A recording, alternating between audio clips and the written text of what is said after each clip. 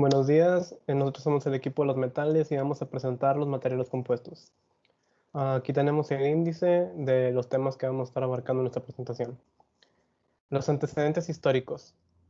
A partir de los años 8000 a.C., los hombres primitivos usaban la madera para fabricar herramientas de caza, y también las primeras casas de madera de las que se tiene constancia datan del año 8000 a.C. Posteriormente, en el año 7000 a.C., tenemos el adobe, que este se utilizó en el antiguo Egipto para la construcción de casas, tumbas, fortalezas y demás. Luego, en el año 3000 a.C., tenemos el papiro, el cual fue fabricado para diversos usos cotidianos. Sin embargo, su función principal fue ser el soporte para los manuscritos de la antigüedad. En el año 500 a.C., el hormigón fue usado por los griegos y los romanos para crear sus edificaciones. Ya en el año 1701 fueron realizados los primeros estudios específicos sobre la fibra de vidrio. Todo esto fue durante la Revolución Industrial. En 1939 tenemos el CERMET, que el CERMET pues, está diseñado para combinar la resistencia de altas temperaturas y la abrasión de los cerámicos con la maleabilidad de los metales. En 1985 tenemos la fibra de carbono, que en este año Roger Bacon creó estas fibras de alto rendimiento hechas de carbono, las cuales se usan hoy en día en muchos medios de transporte y en la industria espacial y todo eso. En 1965 tenemos el Kevlar, que es una fibra artificial ligera, robusta y con gran resistencia al calor. Clasificación y características de los materiales compuestos. Reforzados con partículas. Con el empleo del refuerzo con partículas no se consigue una elevación de las propiedades muy alta. Sin embargo, esta ayuda para mantener bajos los costos de fabricación de estos materiales. El endurecimiento por dispersión cuenta con una estructura submicrónica para una excepcional resistencia a la erosión y a la abrasión, recargues ultraduros de gran tenacidad, conservación de la dureza hasta los 170 grados centígrados y bajo coeficiente de fricción. Luego tenemos los particulados verdaderos, que cuentan con partículas de gran tamaño, elevado porcentaje de partículas y menor dureza.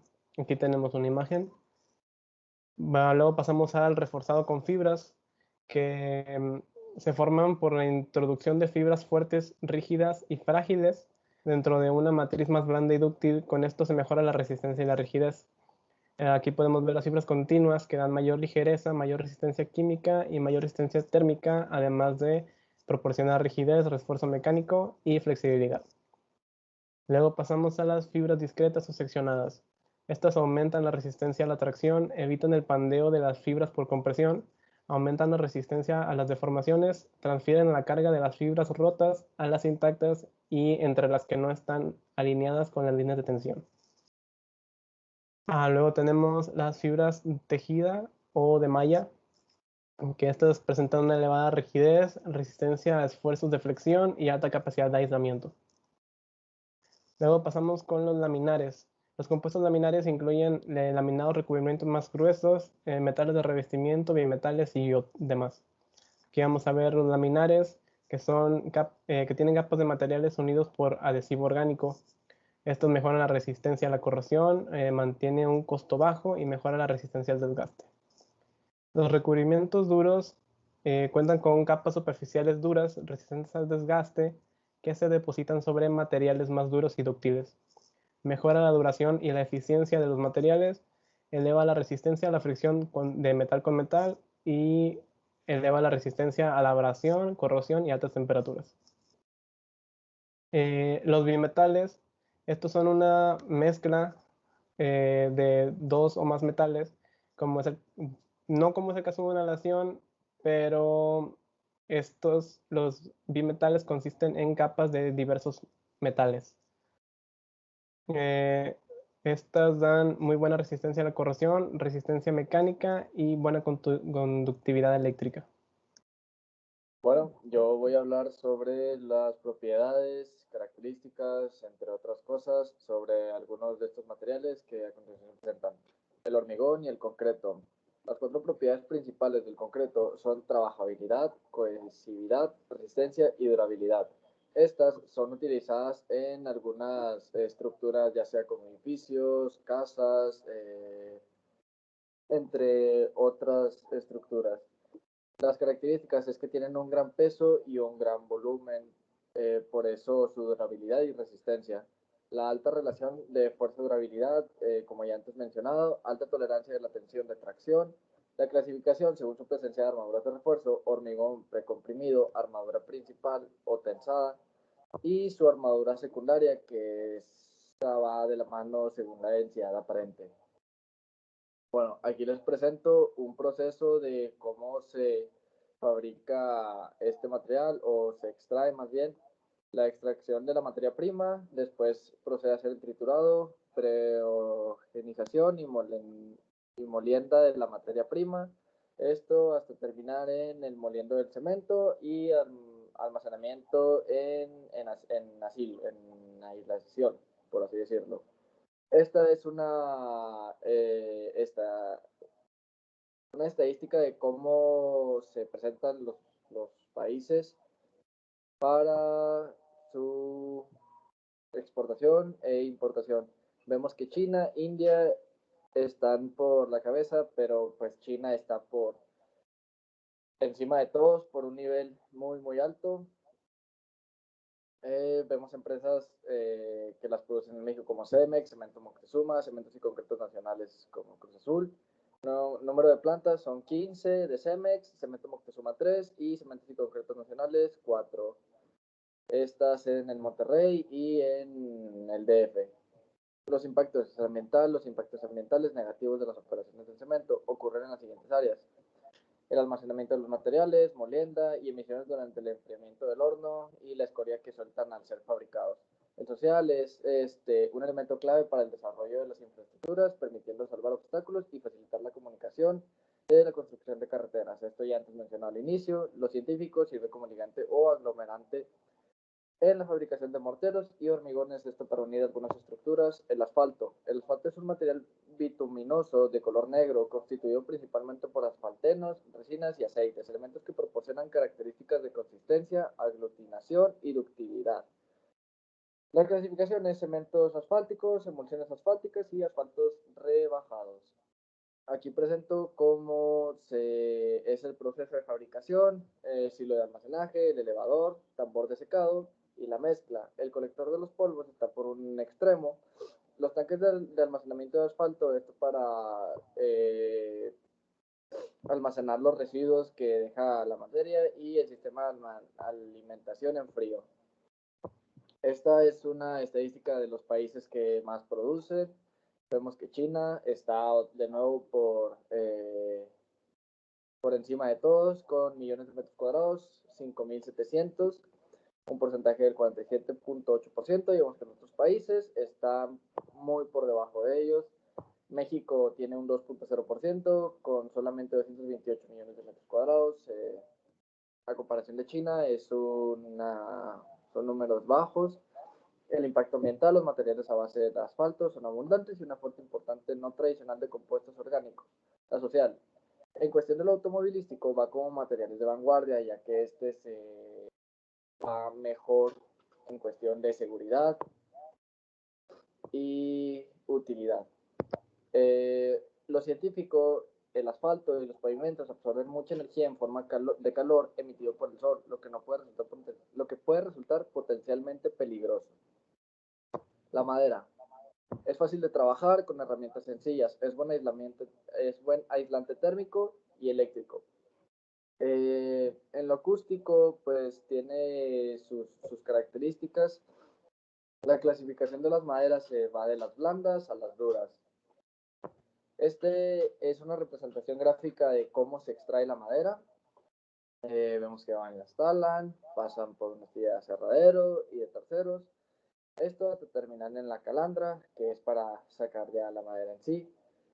Aquí se puede incluir los contrachapados, ya que pues vienen siendo de la madera en sí. Y aquí tenemos una estadística de los países que más producen. China, Italia y Canadá están como los tres en la cabeza de esta. Los impactos: la consecuencia nociva que acarrea la deforestación social. Las empresas En lo social, las empresas madereras, forestales, van afectando la deforestación y la degradación de los bosques con su consecuente impacto económico y social. En lo científico, consume menos energía en su transformación y produce menos impacto que otros materiales a lo largo de su vida. El adobe. El adobe es un ladrillo sin coser, una pieza para construcción hecha de una masa de barro, arcilla y arena, mezclado a veces con paja, moldeada en forma de ladrillo y secada al sol.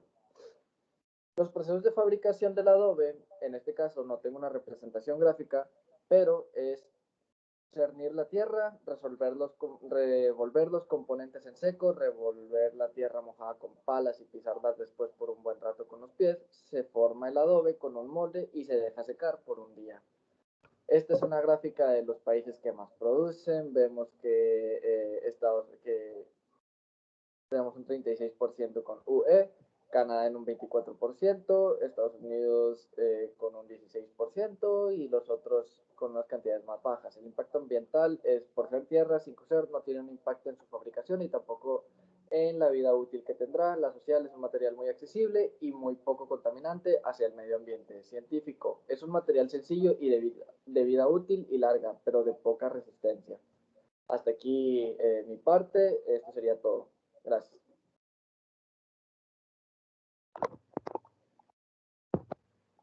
Plástico reforzado con vidrio o plástico reforzado con fibra de vidrio es un material compuesto formado por una matriz de plástico o resina reforzada con fibras de vidrio.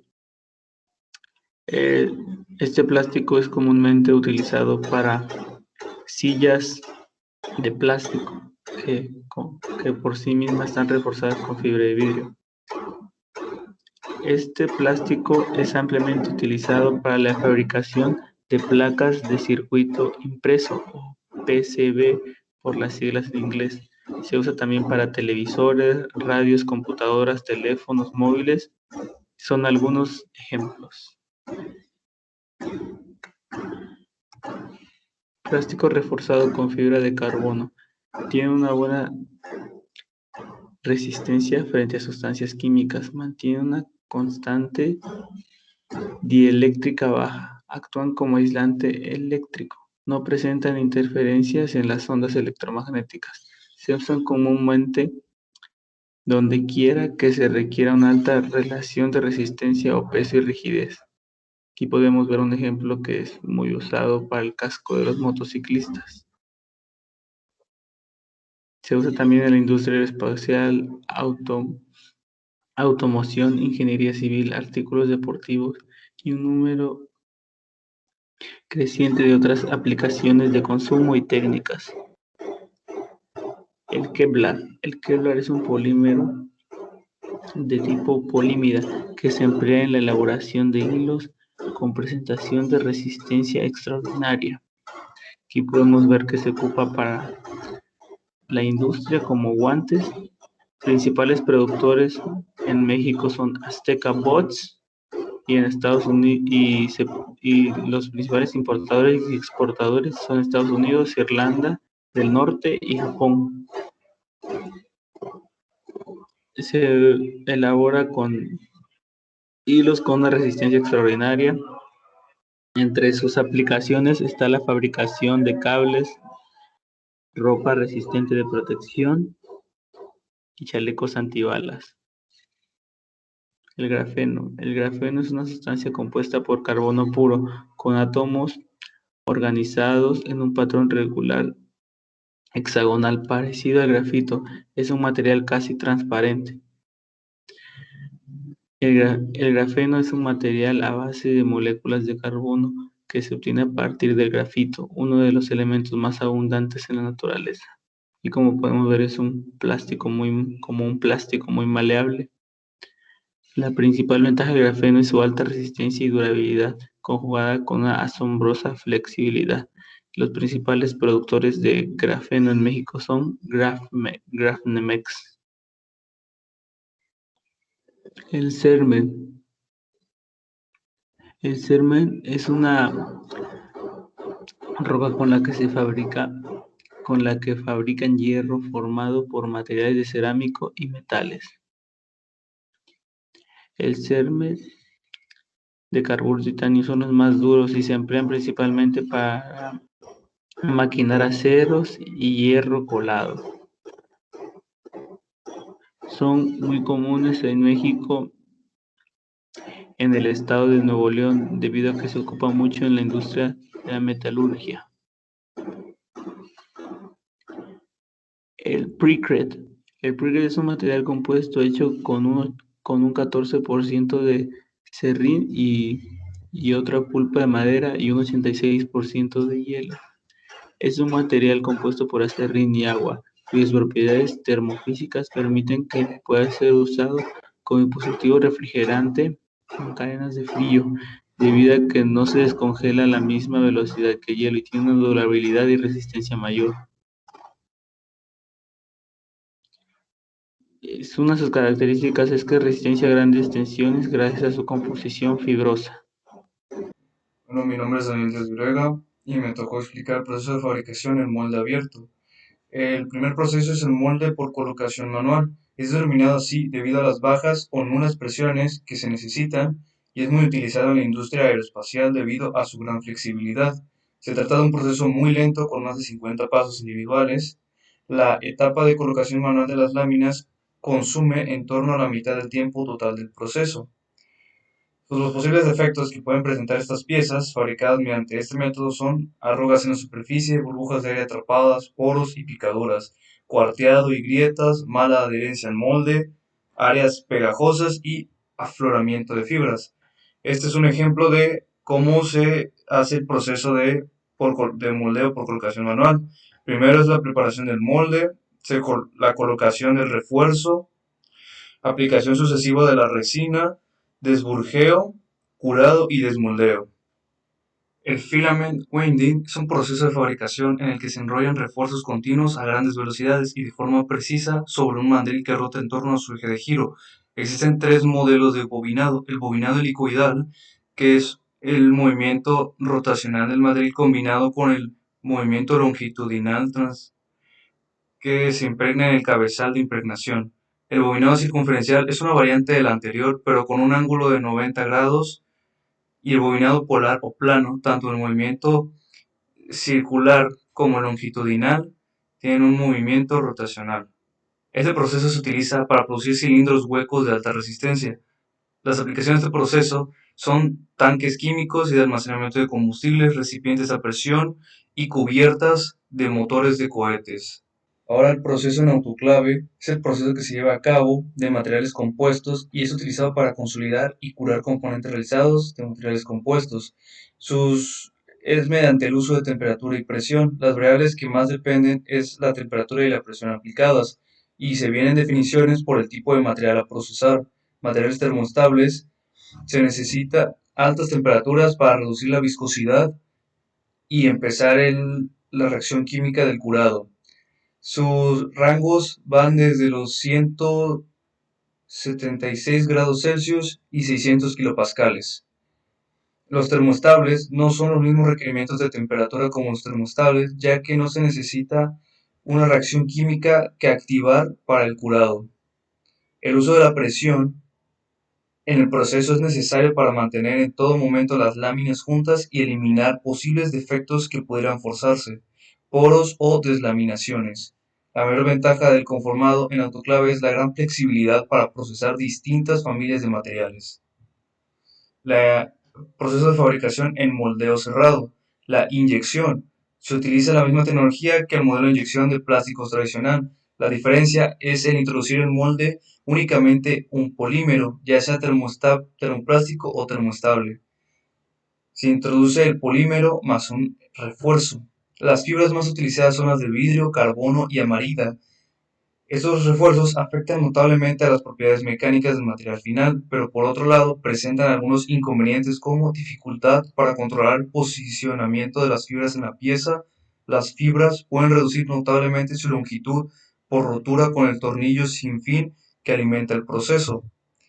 Pultrusión. Se trata de un proceso automático muy versátil, mediante el que se obtienen perfiles de sección constante.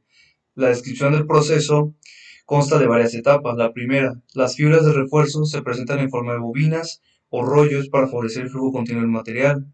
Se colocan en carretes sobre ejes con rodamientos especiales para mantener constante la tensión del hilo al ser devanado. Cuando las fibras se dirigen hacia el sistema de impregnación, se hacen para evitar torsiones. El molde se debe alinear las fibras y comprimirlas hasta la fracción en volumen deseada. Alrededor del molde se colocan placas calefactadas para provocar el calentamiento de la pieza y favorecer la reacción de polimeración de la resina. En el mecanismo de tracción debe existir una distancia de al menos 3 metros entre este y la salida para asegurar el correcto enfriamiento del perfil, mediante convección natural o forzada, es decir, por chorro de agua o aire. El RTM, Resin Transfer Molding, se trata de un proceso de fabricación en molde cerrado a baja presión. Puede resumirse en 5 etapas. Se coloca el tejado de fibras secas en el molde y este es cerrado. Se inyecta la resina en el molde mediante una bomba. Se sella la entrada de resina y la salida de aire. Se aplica calor, el curado. Tras un periodo de enfriamiento, se abre el molde y se retira la pieza.